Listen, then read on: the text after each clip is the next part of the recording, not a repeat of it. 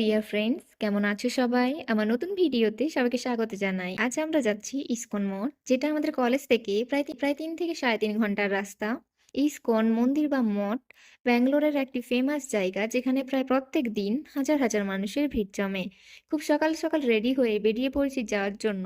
প্রথমে যাব বাসে, দেন তারপরে যাব মেট্রোতে। এসে দেখি প্রচন্ড ভিড় এবং টিকিটের জন্য লম্বা লাইন।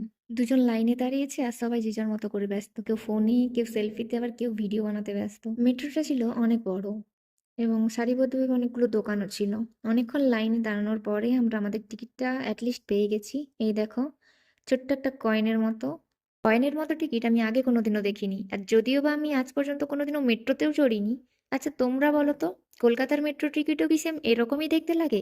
প্লিজ কমেন্টে জানিও। কথা বলতে বলতে মেট্রো স্টেশনের ভেতরে আমাদের মেট্রোও চলে এসেছে। আর মেট্রোতে আজ প্রচন্ড ভিড় ছিল, যদিও আজ ছিল রবিবার। রবিবার মানেই হলো হলিডে। হলিডেতে যে যার পছন্দের জায়গা যেতে পছন্দ করে, যে যার ধার্মিক স্থানে। যেমন মুসলিমরা মসজিদে, খ্রিস্টানরা চার্চে এবং হিন্দুরা মন্দিরে।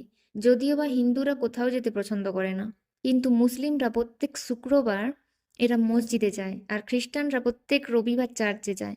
কিন্তু হিন্দুদের সপ্তাহের কোনো দিনই মন্দিরে যাওয়ার সময় হয় না। যাই হোক, ব্যাঙ্গালোরের প্রাকৃতিক সৌন্দর্য এবং এর আবহাওয়া কিন্তু খুবই মনোরম।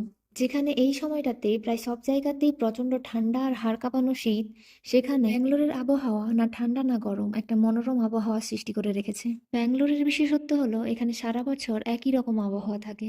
কথা বলতে বলতে পৌঁছে গেলাম পরের স্টেশনে। এখানে অতটাও ভিড় ছিল না, পুরো স্টেশনটাই পুরো ফাঁকা ছিল। এর পরের স্টেশনেই আমরা নামবো এবং ওখানে কিছুটা হেঁটে যেতে হবে ইসকন যাওয়ার জন্য।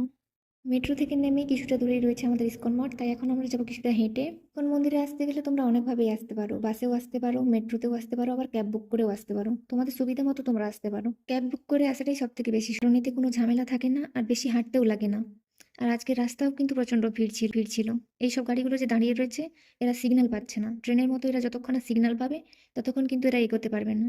কিছুটা হাঁটার পরে আমরা পৌঁছে গেলাম মন্দিরে। এখানে কিন্তু ঢোকার সময় কোনো রকম টিকিট লাগে না, কিন্তু যখন মন্দিরের ভেতরে যাবে তখন কিন্তু তোমাদেরকে টিকিট কাটতে লাগবে।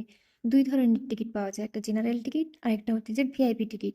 জেনারেল টিকিটে কিন্তু প্রচন্ড ভিড় হয়ে থাকে, আর ভিআইপি টিকিটে কিন্তু অতটাও ভিড় থাকে না, ফাঁকাই থাকে। তোমরা তোমাদের পছন্দ মতো টিকিট কাটতে পারো। আর এই সাইডে দেখলে বুঝতে পারবে যেটা পার্কিং এরিয়া, সমস্ত গাড়িগুলো এখানেই পার্ক করা রয়েছে।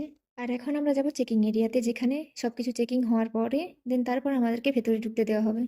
জুতো, ব্যাগ এগুলো কিন্তু বাইরে জমা করে তোমরা ভেতরে যেতে পারো। এখন এখান থেকে যাব জুতো রাখার জন্য। এখানে জুতো রাখার জন্য আবার আলাদা রকম ব্যবস্থা। যেখানে জুতো রাখা হবে সেখানে গিয়ে প্রথমে তোমাদেরকে টিকিট কাটতে লাগবে। টিকিট কাটা হলে তার জুতো রাখার জন্য বস্তা দেওয়া হবে, ওর মধ্যে সমস্ত কিছু রেখে ওদেরকে জমা করতে হবে। আর এখন আমরা যাচ্ছি ভেতরে। ভেতরে যাওয়ার আগে হাত পা ধোয়ার জন্য কিন্তু একটা খুব সুন্দর জলের ব্যবস্থা করা রয়েছে।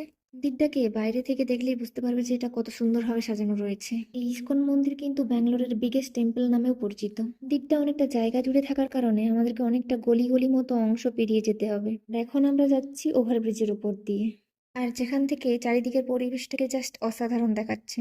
ভিডিওটা যদি ভালো লেগে থাকে তাহলে একটা সাবস্ক্রাইব করে একটা লাইক করে দিও, আর যদি না ভালো লাগে তাহলে একটা কমেন্ট করে জানিও। মন্দিরের ভেতরের ভিডিওটা তোমরা দেখতে পাবে আমার পরের ভিডিওতে।